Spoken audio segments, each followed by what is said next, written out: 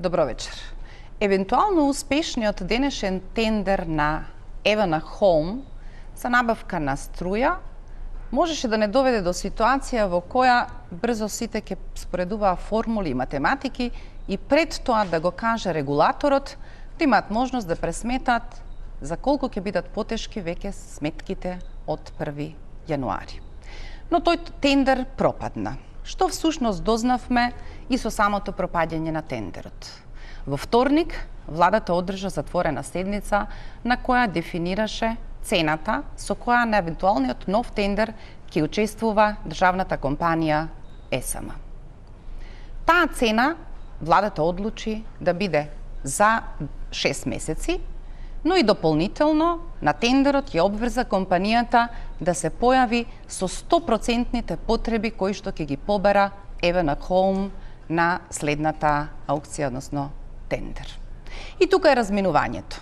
Евана бара тендер за 12 месеци, владата веројатно има пресметки за се на се 6 месеци.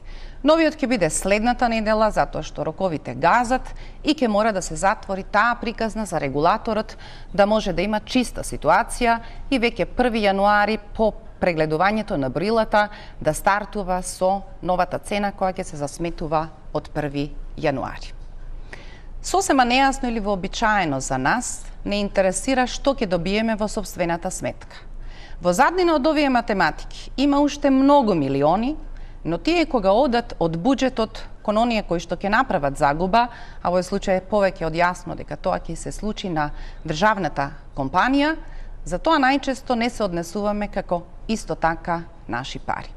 Се што ќе се одлее во тие милиони од буџетот ќе бидат помалку градинки, помалку училишта, помалку други капитални инвестиции, за кои пак од денешниот почеток на расправата во собрание постојано остануваме незадоволни каква е таа структура на буџетот во кој на крајот не успеваме дури тоа што го проектираме во капитални инвестиции да го завршиме.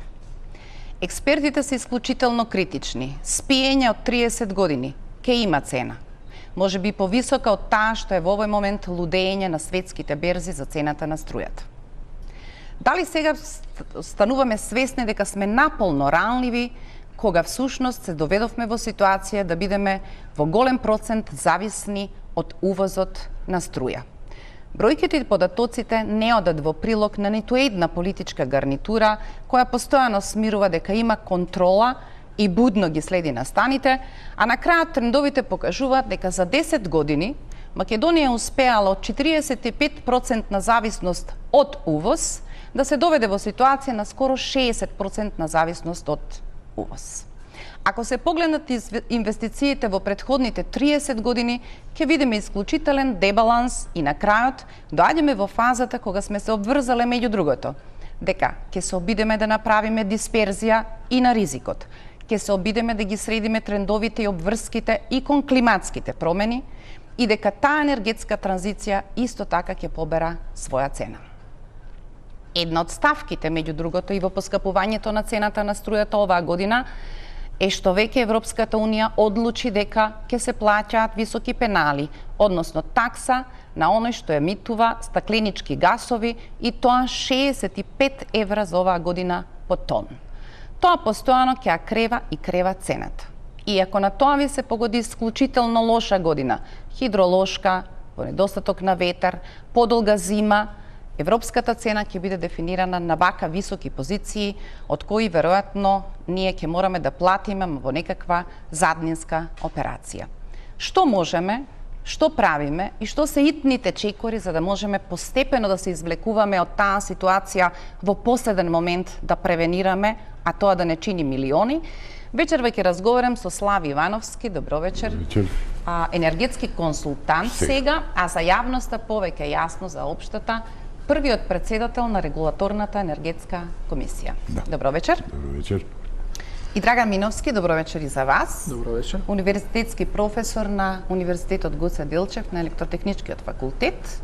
За јавноста исто така познат како поранешен директор на ЕСМ и кон вас ке реферираме некои од прашањата зошто и како е во ваква состојба или кондиција клучниот енергетски систем, а тоа е електростопанство на Македонија.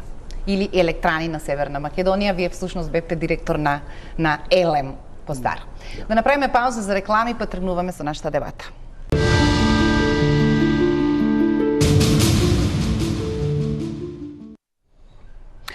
Ајде да тргнеме со ред. Овој месец имавме прилика, дека едни се занимаваа со изборна трка, да одгледаме без малку гатачки надпревар на експертите, на оние кои имале искуство, имале пристап некаков институционален, во кој полемиката за едни се ова се знаеше, освен за представниците во владата. Од другата страна одговори дека било кој да го прашате во Европа што се бави со оваа работа, никој не би можел да ви рече дека во еден момент, некаде во средината на декември, може да достигне стената на струјата на пазарот 340 евра по мегават час. Зависи во кој период од денот и така натаму. Добре. Какви параметри ја здрмаа Европа и дали сме наивни кога велиме подолга зима, потрошени резерви на газ, проблемот на Кина која повлече многу од гасот поради поплавите интензивни во рудниците, лоша хидролошка состојба, малку ветар и се тоа во една година која е уште покриена и со перцепција на политика повеќе кон ковид. Дали се тоа единствените релевантни фактори за кои можеме да зборуваме дека на крајот на годината не носат во ваква калварија како што е енергетската криза или дивењето на цените на струјата? Дефинитивно добро ги наброивте факторите. Слабиот ветар во Северно море, каде што се германските и данските ветерни електрани.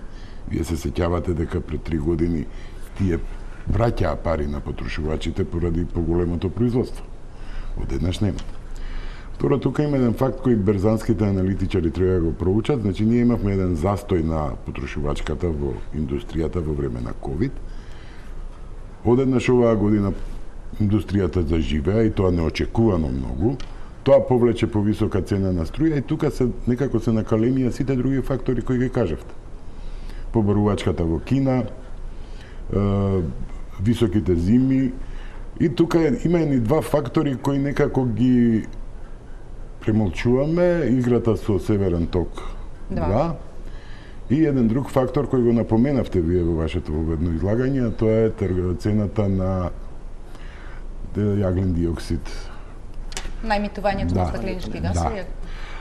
Пред месец дена од Европска комисија излегува која дури минатата година беше 24,5, сега е 67,8 и повеќе. Минатиот месец Европска комисија излезе со една анализа во која кажа дека тоа не влијае значително. На што? Ние се научивме да ги гледаме цените кои што беа во 2019 и кои што беа ниски. Одеднаш све што влијае на зголемување на цената нас не изгледа енормно и дури има иронии во круговите на трговците и снабдувачите. Не, ова не е енергетска криза, ова е финансиска криза. Немаме пари да ја платиме струјата. Како и да е.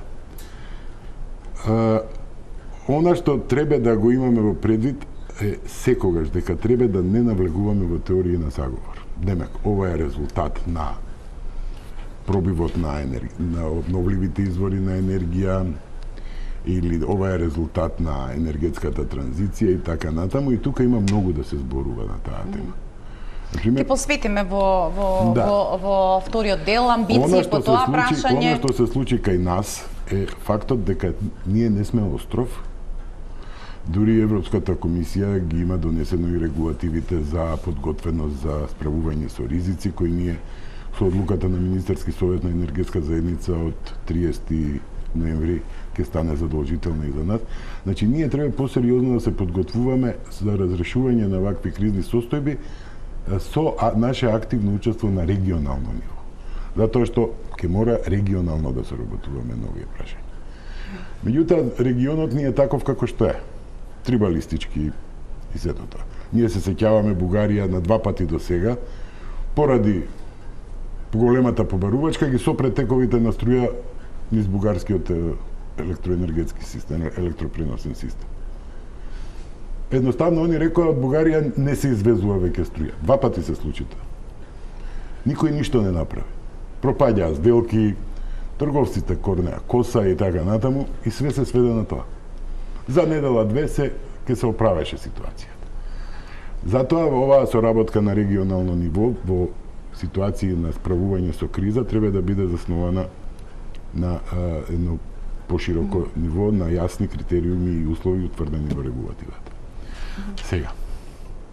Можеме ли малку сега, господин Да, Миновски? секако. Ајде па, да не ги затвориме сите прашања Да. за кои мислам подетално да ве прашувам.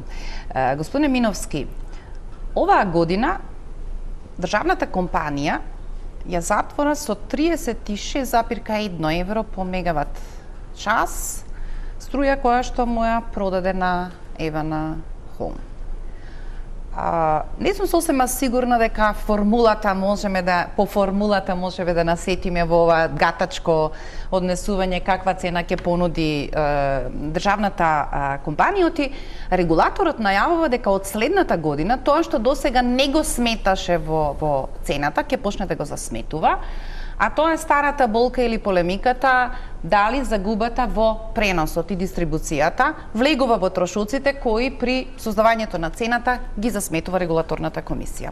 Таа се обврзува дека од следната година тој трошок ќе го засметува и го става, ми се чини, за фиксен од 12, неколку проценти. Можеме ли да бидеме сигурни дека во овој момент на вака хаотичен пазар во кој до последен момент гледавме дали воопшто некој ќе се појави на тендерот за јаглен, за итната потреба за тет со осломе и за рек битола, воопшто владата може да направи посериозна проекција во смисла на тоа која цена ќе ја понуди и колку тоа всушност заднински ќе значи уште милиони кои што ќе мора да ги даде на државната компанија за да може да ја изведе и одржи таа цена што ќе му ја испорача на тендерот на Евана. Пред се благодарам на поканата вечерва да гостувам во вашето студио овде. Во однос на ова што го кажавте вие, дали цената може или дали владата може да гарантира испорака на електрична енергија по таа цена во овој извесен период. Јас сакам да кажам нешто во врска со сопственоста на ЕСМ. ЕСМ е компанија која е сопственост на сите граѓани на оваа држава. И таа треба да се грижи за стабилноста, сигурноста во делот на снабдување со електрична енергија, меѓутоа исто така и за социоекономските прилики во самата држава. Владата во одредени моменти одлучила цената на електрична енергија од таа компанија, бидејќи е државна, со цел да нема дополнителни ефекти врз социоекономските прилики во државата, да биде со таа цена од 36,1 евро. РСМ не треба да се грижи за тоа, но низиниот сопственик владата низ обврските за други политики се разбере дека треба да се грижи. Во делот на загубите во преносот и дистрибуцијата на електрична енергија, тие досега се пресметувале во вкупната цена, односно крајната цена на потрошувачите, како големите потрошувачи, така и домаќинствата преку преносната и дистрибутивна такса. Меѓутоа, тие трошоци, во вкупните трошоци на тие компании биле минорни, со оглед на фактот дека цената во изминатиот период беше некаде на ниво од 50 на 60 евра за мегават час. Кога цената на електрична енергија сега е на ниво од околу 300-350 евра за мегават час, сабајлево слушнавме дека Евана за загуби за покривање на електродистрибуција добила таква понуда на тендер. Добила понуда од прилика од околу 300 евра за мегават час. А и МЕПСО кој што треба да ги надомести исто така. Тогаш тие трошоци стануваат големи сразмерно со вкупните трошоци на овие компании. Така да овие трошоци за набавка на загуби, за покривање на загубите во дистрибутивниот и во преносниот систем сигурно ќе влијаат многу на потрошувачите и во однос на крајната цена на потрошувачите во државата. Само едно блиц прашање. Досега вообичаено сме навикнати дека страшната година или месец е тој кон кој транзитираме на следната година, кога регулаторот ќе мора да ги дефинира цените. Дали всушност на вака хаотичен пазар, во кој тоа на дневна основа се менува, а регулаторот го има правото на секоја нова ситуација која може да биде тектонско поместување во соодносот на параметрите, дали можеме да очекуваме дека тоа ќе бидат и можеби побрзи корекции на цената доколку е невозможно да се задржат во рамките на овој процес кој што го договараат сега за цена од јануари? па искрено да бидам, не очекувам промени, дополнителни промени до јули наредната година, односно до крајот на јуни наредната година, кога и согласно правилникот за цени и од регулирани максимален приход, определување на регулираниот максимален приход од страна на регулаторната комисија, треба да се определат новите цени за дистрибутивната компанија и за преносната компанија. Јас се прашав, владата веројатно ја позиционира таа психолошка граница за која што мисли дека може да ја издржи политички во смисла колку поскапела струјата. Таа е една од причините во која можете да изведете луѓе на улица, таа е една од причините во кои некаде паѓаат влади и во неа има прилично психолошки момент. Но ако зборуваме за влада како добар сопственик на клучната компанија, дали во рацете на владата и се сите механизми кои се доволни за точна проценка? Па јас сум сигурен. Како знае од каде ќе набави јаглен, по која цена? Ако пред 2 месеци било потполно нелогично дека можете да знаете која е цената, како ќе знаете во јануари и февруари? Значи, во однос на јагленот, постојат рудници за јаглен и во склоп на самите рударско-енергетски комбинати. Согласно па нели годишните... постојано се жалиме дека тоа е се помалку јаглен, се повеќе земја и дека не можеме да се кладиме на таа опција. Така е, меѓутоа постојат стручни служби во рамките на компанијата кои одлучуваат, односно анализираат, прават анализи, планови во делот на колкави количини на јаглен ќе бидат ископани, колкави количини на електрична енергија се предвидуваат да бидат произведени и така натаму. Така да согласно тие проценки, согласно планот за производство на електрична енергија од самата компанија, согласно финансискиот план, планот за инвестиции и планот за јавни набавки, сигурно се направени одредени анализи кои ќе дадат приближно прецизни податоци за тоа колку ќе биде производството на електрична енергија во наредниот период. Добро. И тоа е нервозата на луѓето, ако се прават толку сериозни анализи, а ние добивавме одговори од највисоко ниво. Следиме будно, се е во ред, се е под контрола. Проблемот почнува да се тркала некаде од април-мај, и веројатно сега е логично прашањето дека ако се појавевме на тендерите во август или септември, вклучително и за јаглен како интервентна мерка што да правиме и како да се спасуваме во оваа ситуација, ќе имавме сосема поинаква цена. Господине Ивановски, никогаш не сме го примениле правилото, иако еве се согласувам дека не може да се предвиди ваков екстрем во цената. Но никогаш не сме се обиделе да бидеме мудри на пазарот. Дали во математика во која авансно ќе набавевме струја за следната година, тоа се многу милиони, меѓутоа само после неколку месеци ќе сватевме дека се помалку милиони од овие што сега ќе треба да ги даваме. Прашањето е кој ќе набави струја. Државата не набавува струја.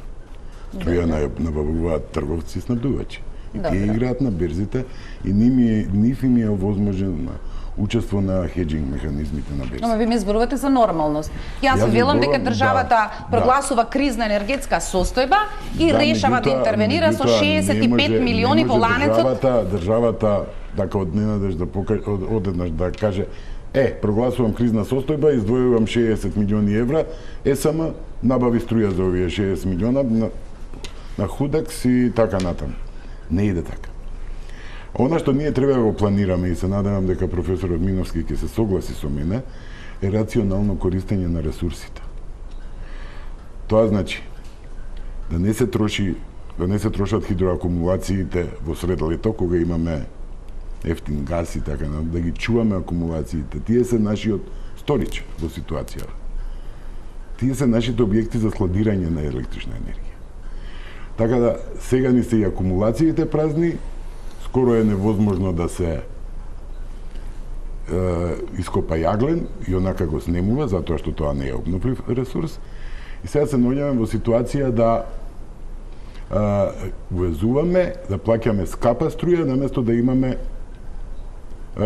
ефтини резерви на струја во нашите хидроакумулации. Исто така, ние целото тоа пимплање, како што го нарекуваат околу Чебрен, целото тоа пимплање околу конверзијата на ТЕЦ Неготино од електрана која користи мазут во гасна електрана и изградбата на предвидените нови гасни електрани на подрачјето. Осломе? Да, На стариот Битола, коп на... Не, тие се соларни. соларни. Во Битола. Сето тоа ни одзеде многу време. Ке можеме да дискутираме зошто се изгуби тоа време, меѓутоа нас ни недостасува ефикасност тука. Една да ја трансформирате, да ја конвертирате ТЕЦ Неготино од мазут на газ, тоа е еден зафат кој би траел 6-7 месеци, не знам професор, или повеќе. Мислам дека околу година и пол. Да, околу година и пол, меѓутоа ќе го имавме тоа. Така е. Да ви помогнам. Ајде помогнете. Владата се слика пред избори неколку месеци. Проектот се вика интервентен инвестициски план. Добро. Во него е се напишано, се обидов да гледам што би се рекло во живо и кога го видов премиерот дека ни соопшти дека со овој план ние замислете пред Европа ќе бидеме зелено сценарио, првиот инстинкт ми беше да го исклучам далечинскиот управувач. Ми се чини дека нашата култура, дека се е поважно што ќе зборуваме, а не што ќе направиме, не носи сега во ваква ситуација. Во истиот тој план се уште стои дилемата. Дали ТЕЦ Неготино да сме го продале или да го направиме на газ. Се е тоа уште или. Замислете во стратегијата, ако велиме дека политиката се води на основа на некакви стратешки документи, на основа на кои носите програма, се тоа донела владата и се обврзала. РЕК Битола блок 1 затварање 24-та година. Не, затварање следната година. До 24-та на останатите два блока когеративна гасна електрана 250 мегавати на местото на блок 1. Вториот и третиот блок модернизација, електростатски филтри 23-та година. И замислите до 26-та тоа станува комплетно прифатливо со целосна десулфуризација и декарбонизација. Звучи толку многу убаво, ама скоро ништо од тоа како се вели во реалност не гледаме. Тука сте во право. Меѓутоа мене не ми се нереални овие предпоставки кои ги искажал премиерот, не сум го гледал тоа, дека ќе надминеме Европа во обновливите извори на енергија. Ве погледнете еден податок. До сега во МЕПСО има барање за приклучување на 3617 мегавати инсталирани електрани со таа инсталирана снага, од кои 1287 мегавати се однесуваат за ветерни електрани и 2330 мегавати за сончеви електрани. Тоа не е малку. Работата на оваа држава е, и мислам дека тука се прават сериозни напори, како побрзо да се ефектуираат овие инвестиции. И мислам дека овој премиер кој што го спомнувате има една добра идеја за реализација на овие инвестиции, да се формираат посебни тимови.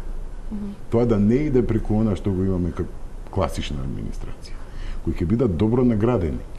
Така да кога ќе дојде инвеститорот, точно да знае што и за колку време ќе му биде овозможено да добие дозвола, лиценца, одобрение за градба и така натаму.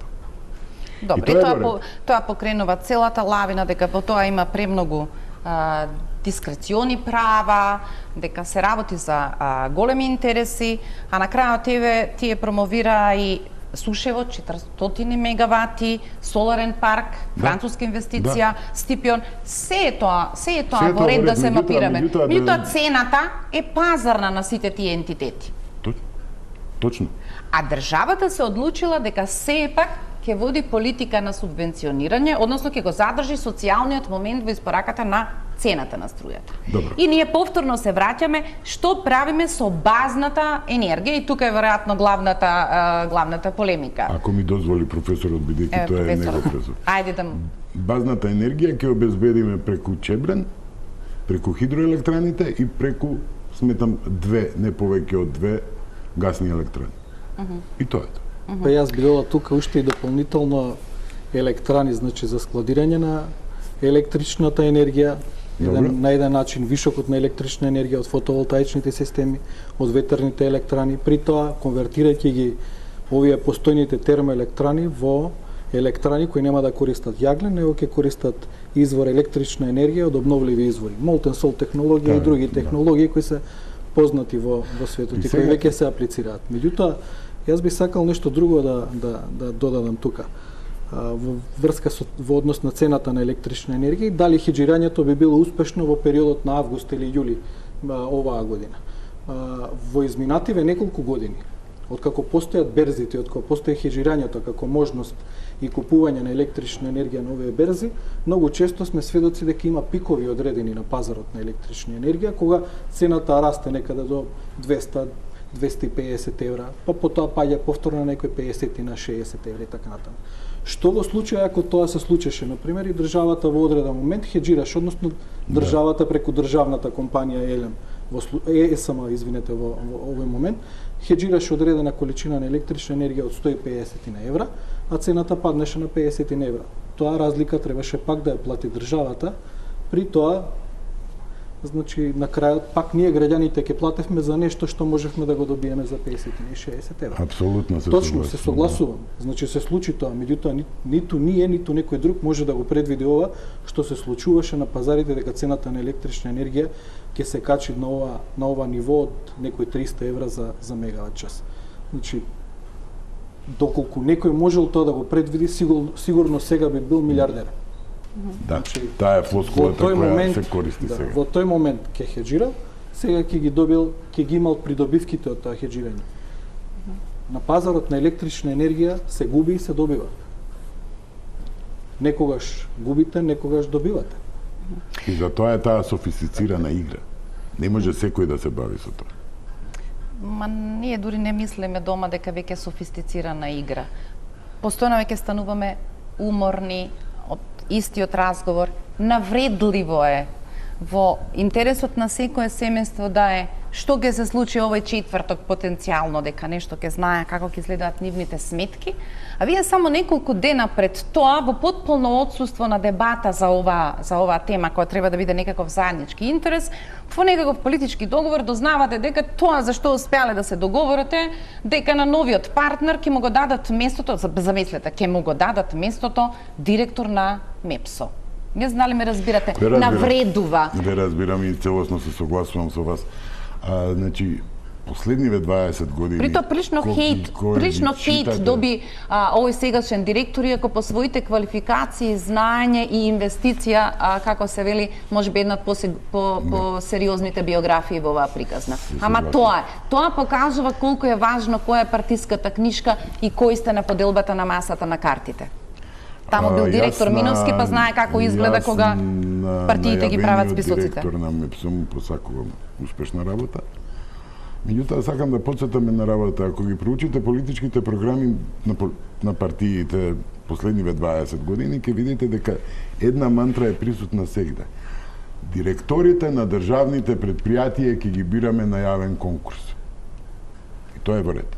Меѓутоа, добро би било кога државата како сопственик на тие предпријатија, во менаџерскиот договор би ставила клаузула со која ќе се обврзе дека ќе го обештети тој директор ако го принуди да донесе бизнис одлука врз основа на нејзина политичка одлука. Тогаш ќе почитувам дека да, ние на тие директорски места ќе бираме луѓе на јавен конкурс. Затоа што имаме една многу чудна ситуација. Кога разговарате со вработените во државните компании, тие велат ова не е нормално. Пред секои избори, на било кое ниво да се, нашите директори воопшто не ги интересира што се случува со фирмата. Тие се ангажирани околу избори. И тоа е една работа која мора да ја прекинеме еднаш. Добро. Одржуваме да речеме какава е бројката на вработените во ТЕЦ Неготино? Околу 200. Тој не работи прилично години, ние тоа го одржуваме, секој до пред известно време би рекол, па тоа е лудост, обидете се да направите нешто, или го продавате, или го ставате во друг систем да може да функционира. Јас уште помнам девизата ТЕЦ Неготино е нашата ладна резерва, кога всушност и се откажавме 2006 може би во некаква варијанта и тоа да го продадеме. Но ве доаѓаат вакви ситуации, ако ги немате тие 200, не можете ниту да се обидете, дури да набавите мазут, тоа да функционира. Дали всушност во оваа приказна учествуваме сите, со крајно нарушена доверба и компрометирана представа за тоа што се случува во нашите компании, кога дојдовте за директор во СМ и следните години, покажа дека, да речеме, главната работа со која се фалевте, за разлика, еве, свесно го користам тоа, во времето на ВМРО, ние понудивме цена за 14% помала од таа што ја нудеа предходните власти. Тоа се темелеше на некаква заштеда која компанијата, реорганизирајќи се, успеала да ја направи. Јавниот впечаток, господин Миновски, воопшто не е таков и не е за вас новина дека е постојан судир. Дека милиони потрошивме на механизација и дека ако се точни овие проекции кои ги сака владата, кога ќе расчистува со првиот блок, вториот, третиот, тогаш е легитимно прашањето зошто на крај на приказната таа решава дека ќе купува механизација самата, иако вели дека векот на оваа приказна не е подолго 10 години.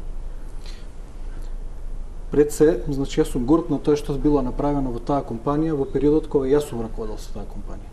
Зошто? Затоа што сме успеале преку реорганизација, преку оптимално производство на електрична енергија, да воведеме ефтина тарифа, да ја вратиме ефтината тарифа. Тоа беше политичка одлука. Меѓутоа, компанијата ја издржа на нозе, без никакви загуби, без намалено производство на електрична енергија. И при тоа ја намаливме цената на електрична енергија за 14%, како што кажавте, и кога јас заминував во таа компанија на сметката имаше 89 милиони евра и на ниту еден субјект на пазарот не доложеше ниту една евра. Имаше производство на електрична енергија од 4300 гигават часови. А во периодот кога јас дојдов, плановите беа да производството биде на ниво од околу 3950 гигават часови. Тоа се дополнително, да кажеме, 350-400 гигават часови кои на пазарот може да се продадат и да се добие дополнителен приход на компанијата. Кога со оптимално производство, со оптимизирање на целиот производствен процес, ние имавме година кога имавме приход од продажба на вишоци на електрична енергија, не да се увезува електрична енергија за компаниите, некаде на ниво од околу 22 милиони евра, извинете. Таа година компанијата направи профит, добивка, чиста добивка од 29 милиони евра. Значи, тие резултати треба да бидат исто така достапни, јавни, презентирани пред нашите граѓани. Дури во тие добри биланси, истражувачкото новинарство ќе почне да отвара регистарски влошки на оние кои што стануваат ваши партнери и простете во еден момент ќе речеме, па добро, зошто судот пресуди дека Сеат Кочан ќе треба да оди да одлежи затворска казна, имено за тендер кој што го добил во РЕК Битола. Ако не мрзи, сега ги кликаме фирмите кои успеваат да го добијат тендерот, во 2 чекори до мајката фирма ни станува јасно кој е сега новиот играч во тој бизнес. И тоа се прилично компрометирачки ситуации за успехот на компаниите. Се поизразено чувството е дека некои од работите свесно се штимаат за да може, како се вели, да се добиваат ситуации во кои некој ќе заработи милиони. Описот е: фамилијата знае се, ги има информациите и им е прилично полесно да играат околу оваа приказна која носи милиони. Видете, ние прво треба да одлучиме што сакаме. Сакаме јаглен? Сакаме домашно производство на електрична енергија? Или сакаме увоз на електрична енергија или увезен јаглен? Ако сакаме домашно производство на јаглен и домашно производство на електрична енергија, некој мора да копа. Тие рудници не се само јаглен, па да влеземе и да копаме само јаглен. Тие рудници имаат и земја. И имаат се помалку јаглен. И имаат се помалку јаглен. Како поминувале годините, така се повеќе земја доаѓа да се ископа, а помалку јаглен да се ископа. Значи, доколку сакаме да имаме домашно производство, мора да дозволиме таму да се работи, да се ископа таа земја, да се ископа тој јаглен и тој јаглен да се преработи во електрична енергија, за да ние не увезуваме електрична енергија по вака високи цени. Господин Ивановски, пораснавме професионално со приказна вести, нов тендер за Чебрен галиште, овој пат има заинтересирани, пак се затвора тендерот, ништо. Предпоставам дека на таква голема инвестиција која нас не прави сериозен регионален играч, тоа е една од најголемите хидроелектрани кои што би ги добила, по цени кои беа во игра претходно, буквално ќе треба на не знам кој начин да го барате таквиот инвеститор. Лаички ве прашувам, ако сега во прашање се веќе троцифрени бројки за цената на струјата, дали ние веќе на следниот тендер ќе добиеме сигурно некаков играч кој што ќе сака да ја заврши ова работа? Да. Затоа што ја заборавате основната намена на Чебрен. Чебрен е играч предвиден да биде играч на пазарот на балансната енергија, каде што цените се за 50% поскапи од цените на бирзите. Хупекс плюс 50 е цената на балансната енергија. Така да јас сум убеден дека ќе имаме сериозен играч. И воопшто не се сомнемам во тоа, доколку примениме правилна тендерска постапка, да не се држиме ригидно за постојните проекти, него да отвориме еден конкурентен диалог со понудувачите и да видиме тие секако имаат подобри решенија од нашите. И мораме да ги послушаме тука до некаде. Главната причина поради која до сега веројатно имало некој предпазлив, некој гард кон тендер, кон Чебрен е контролата на водата во Црна река. Меѓутоа, со добар договор, со почитување на законот за води и сето тоа, може да се постигне соодветен договор и со потенцијалниот инвеститор. Господин Миновски, не само во оваа област, ова е далеку посериозно. Секогаш кога сме разговарали за безброј други прашања и кога ќе тргнеме чија е одговорноста, тргнува тоа фамозно шетање, до тука е ингеренцијата на Министерството за економија, тука е на животна средина, тука е на транспорт и врски, зборувам сега за некакви други, овдека нема транспорт и врски. Дали всушност додека политиката се занимава како по својот формат ќе изгледа новата влада, имаат смисла за некаква гласност предлозите дека во состојба во која што се наоѓаме сосема соодветно македонската влада да има посебно министерство за енергетика или енергетска транзиција плюс клима, затоа што сега веќе по европските директиви тие не може да ги разгледувате една без друга. Оти во овој момент за многу иницијативи кои можеби се врткат во Министерството за економија, потоа во следните 4 месеци чекате во Министерството за животна средина, бидејќи за некој од нив мора да добиете пас и од таму. Решава ли тоа некаков проблем или само ќе биде уште една приказна како и стратешките програми, а во основа ништо на терен? Па ако како инженери останеме да бидеме историчари и да гледаме кој што направил во минатото, а не се обединиме и да почнеме да работиме за сегашноста и зиднината, тоа нема да реши ништо. Меѓутоа, доколку се обединиме сите ние и доколку почнеме да ја спроведуваме стратегијата што е донесена за енергетика или усвоиме некоја нова стратегија која ќе ги обедини сите мисли, идеи за развојот на енергетиката во нашата држава, да, ова е министерство едно од клучните за правилен развој и правилна енергетска транзиција.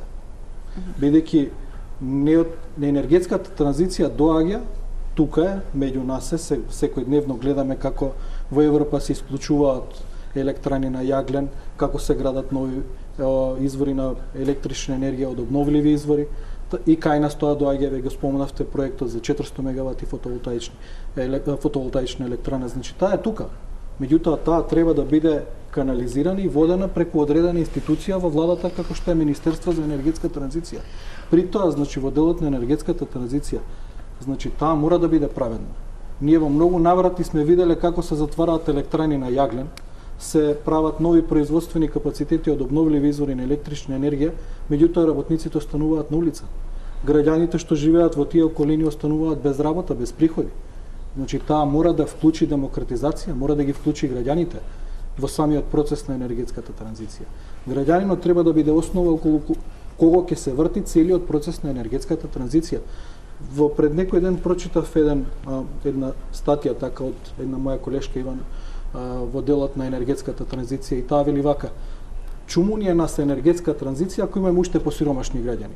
Или што ќе добиеме со енергетската без енергетска транзиција со богати граѓани кои ќе немаат планета, ќе живеат на мртва планета.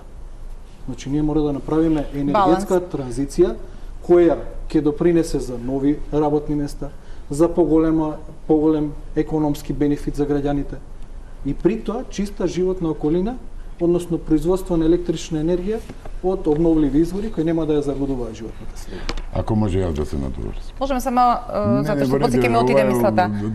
Фатете се за прв како ќе чуете. Ова е клучно прашање. Ние се уште го имаме надлежно Министерството за економија, каде што во исто министерство е и производство на енергија и рударење. Тоа го има во Србија. Одговорот мора да биде формирање на Министерство за енергија, јас би рекол, а не енергетска транзиција, енергија и клима.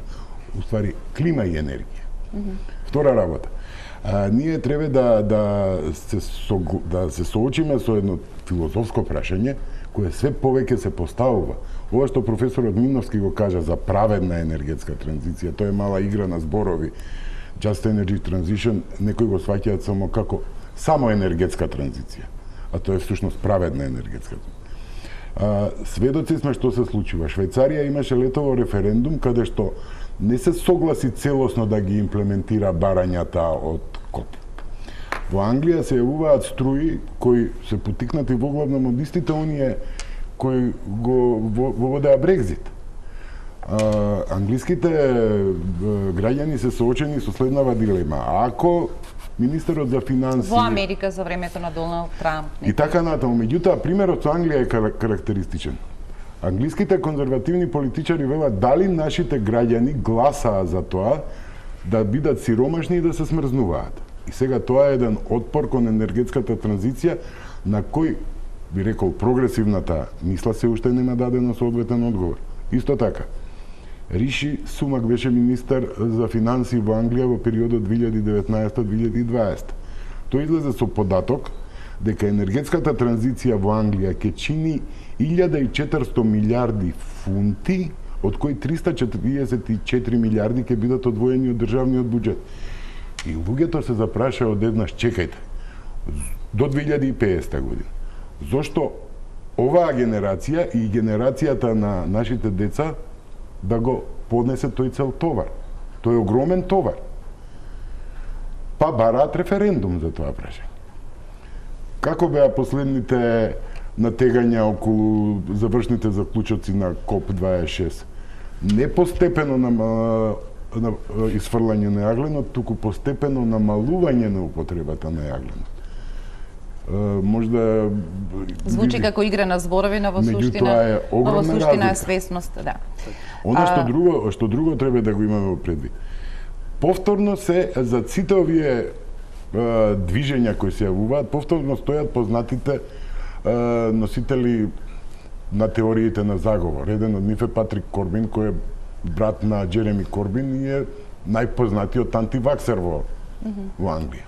Добре, сега да не кажам, наблегуваме. Ние сме треба да избегнеме да бидеме жртви на некои теории на заговор. Знаете како велат?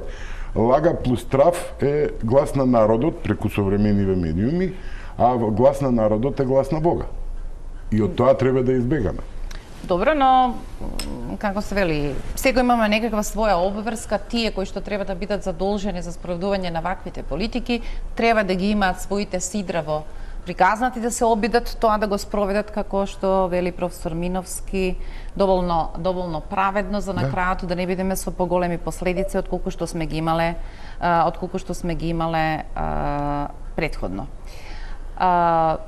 Враќам повторно на темата која оваа година донесе и други главоболки за кои да речеме можеби регулаторот или оние што ја пишуваат законската регулатива делумно и не биле свесни дека може да дојдат до такви екстреми. Се одземаа некои лиценци на оние кои што се на играчи на слободниот пазар во трговијата со струја.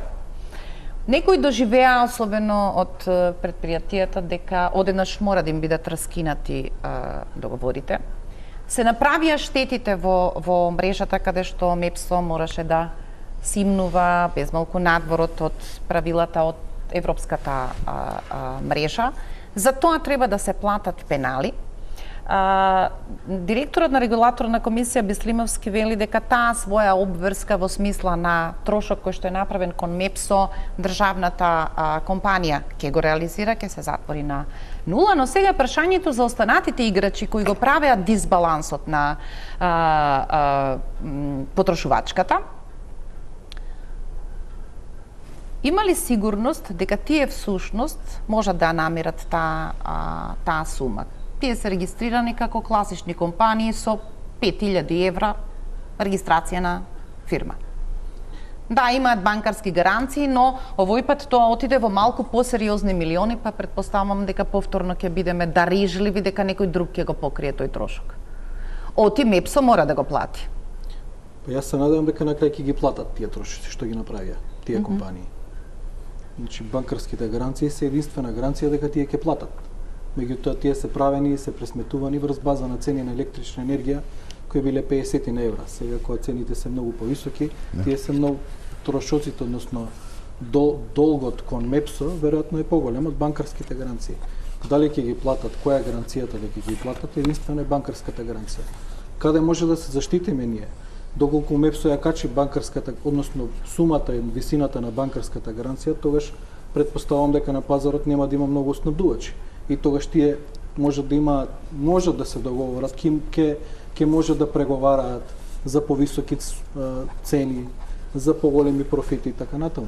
Доколку ги намалиме... Замислете, невозможно е без никакво сериозно портфолио, без малку да се однесувате како овие што во подрум копаат криптовалути. Ова е бизнис во кој не може да има случајни минувачи, затоа што начинот на кој што повредувате е многу посериозен и компрометацијата во која носите земјата, постојано МЕПСО да мора да симнува за дневни потреби, а не за ситуации кога е во хаварија некој од пријавените системи, станува несериозно, веројатно нема да се толерира. Точно, претпоставам. Значи, во некој дел треба регулативата да се промени за одредени компании да имаат поголемо портфолио, односно да се регистрирани за тргување на повеќе берзи во повеќе држави, да имаат можност да гарантираат на некој начин со испораката на електрична енергија. Значи, има една работа што се случи пред 2 недели, кога Србија воведе гаранции од 1 000 000 евра најмалку за учесниците на пазарот.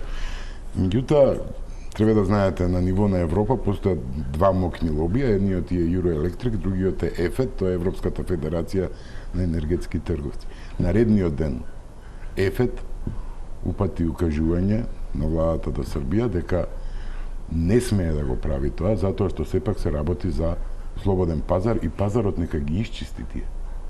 И полека ќе почнат да се чистат тие на пазарот. Цената ќе ја платиме.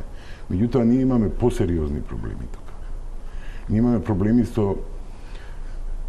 во структурата на МЕПСО. МЕПСО не можеше да ги задоволи потребите од балансна енергија и затоа посегна по европските мрежи. Меѓутоа, ние сме закочени на една приказна со МЕПСО, каде што МЕПСО е предпријатие со 100% државна собственост, собственост на акциите, собственик на акциите е Министерството за транспорт и врски, и одеднаш МЕПСО се соочува со загуби. Другите држави го решаваат тоа многу поелегантно. Еве примерот на Црна Гора. Мораме да одиме на реклама да завршиме. Црногорскиот систем оператор, преносен систем оператор е 55% собственик на државата Црна Гора, 23% собственик е италијанскиот систем оператор Терна, 15% собственик на акциите е српската електромрежа, српскиот систем оператор, 6,9% се физички лица собственици на акциите, фактички луѓето влегува во докапитализација преку Терна е таму стратешки партнер, меѓутоа продаваат акциите. Вредноста на акциите на една акција во моментов на црногорскиот систем оператор е 1066 евра. А вредноста, тоа се вкупно 155 милиони евра е вредноста на таа фирма, при тоа таа има за 30% помалку водови во километри од кој што има нашиот МЕПСО, не знам колку помалку трафостаници има и сето тоа. Меѓутоа, тие се ефектуираат на пазар. Тие научија играта, да не ви зборувам. 24% на грчкиот електропреносен систем оператор му припаѓа на кинеските државни мрежи. А ние нешто чуваме тука. Мораме што е можно поскоро да ја земеме таа опција за докапитализација на МЕПСО, затоа што овие приклучоци 3600 мегавати некој треба да ги плати, некој треба да ја развие мрежа. Добро, веројатно тогаш ќе биде потешка приказната кој начело на МЕПСО. Во За Црна жал, Гора директор на Црногорскиот систем оператор е Мијушковиќ, кој до сега беше директор на координацијскиот центар за аукции, а втор човек е италијанец од не Терна. случајно ви споменувам, сега да не ги отвараме и списоците и кој ќе биде вработен во МЕПСО, чии се тоа деца, тоа е алката на компромитација која всушност фрла сигнали дека во заднина тие многу повеќе се бават со други работи отколку што е ова прашање кое што им го нацртале и стратегии и програма за нивно изведување. Пауза за реклами.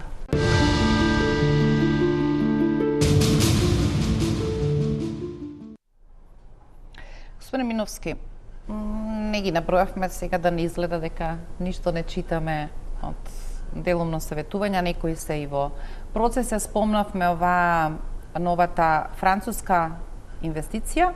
60 мегавати се веќе во изградба нови фотоволтаици, 10 се веќе отворени на Евана, 2 пати по 50, тоа се новите на старите копови на ТЕЦ Осломе. Ама никој не се движи со таа динамика со која се обидуваме ние брзо да премостиме едно со друго. Приказната со малите хидроцентрали веројатно ќе живее својата полемика многу повеќе од овој аспект на кој приговараат еколозите и веројатно таа ќе треба да се кормилари на некој начин. Не ја споменавме ситуацијата со која, да речеме, за едно попладне висока американска посета заврши наше приклучување на Александропулос и реши некаков проблем. Некои циници велат, па се лутиме зошто не бевме гасифицирани со некоја побрза динамика, па сега кога ќе видиме каква е состојбата со гасот, па замислете да бевме префрлени комплетно таа приказна, кој колапс тоа ќе беше. Вашата професионална проценка, можеме ли да се движиме во помирни води и што значи тоа очекуваме веќе во вториот квартал да се стабилизира се од оваа приказна? Па тоа беризите го кажуваат дека во вториот квартал можеби ќе се намалат цените на електрична енергија на пазарите за очекување, бидејќи вообичаено во вториот квартал цените се нешто пониски од просечните годишни цени и така натаму. Меѓутоа, се тоа зависи, значи пазарот на електрична енергија е динамичен, премногу динамичен, значи зависи од економски, политички, климатски фактори, така да може да се случат и други некои непредвидени ситуации, па цените да бидат многу повисоки од овој првиот квартал. Не можеме да очекуваме, значи тоа како ќе биде. Предпоставуваме дека ќе бидат пониски. Во делот на останатите проекти, јас би рекол дека сите проекти што ќе се реализираат и што се почнати да се реализираат, дај Боже да се реализираат што е можно побрзо, за да не ни се случуваат вакви енергетски кризи во наредниот период. Затоа што доколку не направиме нови производствени капацитети многу брзо, доколку не ги поедноставиме административните процедури за градба на нови производствени капацитети, тогаш во наредниот период треба да работиме и треба да произведуваме електрична енергија со веќе постојните. Она што вие го кажавте, приватни инвеститори доаѓаат и влегуваат на пазарот во електрична енергија со големи производствени капацитети од 400 мегавати ветерна енергија, 400 мегавати фотоволтаична енергија. Сите тие даваат одредена сигурност. На почетокот соговорникот кажа дека имавме неколку ситуации кога имавме затворени граници за извоз, односно за увоз на електрична енергија од соседите. Со вакви нови производствени капацитети таа сигурност се зголемува. Ама тоа е сигурност од каде ќе можеме да купиме, а цената е пазарна, тоа е разликата. Не мора да биде пазарна, она што е, затоа што повеќето од нив, а тоа се сериозни компании, и Акуа, и VPD германската, тие имаат портфолио кој се брои во теравати инсталирани часови, инсталирана снага. Тие сите сакаат да имаат еден долгорочен договор со ЕСМ, каде што цената нема да биде баш да зависи од берзанската, туку секој ќе гледа преку тој договор да си ја поврати инвестицијата и да оствари разумен приход, профит. Така да, јас не би одал со толкава недоверба кон тие. Тоа се сепак многу сериозни компании. И ние треба да им посветиме внимание. На крај сме на емисијата, сакам само да... Има еден проблем. Спомнавте Александрополис. Треба да се изгради гасоводот. Нашето спојување со Грција. Меѓутоа, ние застанавме уште заглавени во администрација околу префрлањето на акциите во МЕР, а сето тоа доцни, па МЕР не може да се добие лиценца за систем оператор за газ, чим нема лиценца не може да се сертифицира. Наместо тие работи да се завршат за месец дена. Никој не може да не убеди дека тие постапки се толку сложени или не знам што. Негде заглавуваат работи. За крај сакам да ве прашам дека сите проекции кои ќе се прават се всушност живеат приказната околу кралицата која се уште се представува дека го има кралството. Тоа е рек Битола и никој не може да гарантира испади, кои, на колку блокови, а се што веројатно ќе биде проценка, оти сега не знам како ќе може да темелат своји проценки на хидрологија која е непозната сега на почетокот на зимата, колку ќе може таа да надомести во следната фаза, ќе мора да се појават на новиот тендер и да ја пријават цената. Значи, кралицата која веќе нема кралство, кон која се изживуваме постојано и постојано чието време... Ќе треба го продава кралскиот накит. Ќе ви кажам. Зашто? Затоа што договорот под тендерот нигде не стои дека тоа треба да биде струја произведена од ЕСМ. ЕСМ треба да обезбеди таа струја, а ЕСМ има право да настапува на пазарите. Да, затоа што е комерцијален стандард. Да. Меѓутоа, не дај Боже да дојдеме до таа ситуација. Да. Мислам дека како што привршуваат активностите околу активирањето на блоковите, активирањето на осломе и правката на блоковите, ние ќе имаме И тецна година веќе од следната недела. Да, и ќе имаме релативно стабилна зима, не очекуваме некои потреси. Сега да видиме сопственикот каква цена ќе определи. Мислите дека е во ред, имаме буквално 2 минути до крај, дека е во ред ако тоа се договора на некаква затворена седница на влада, тендерот на кој се појавувате не е завршен. Министерот за економија дали цитира јавно во телевизиска емисија дека цената ќе биде 10%.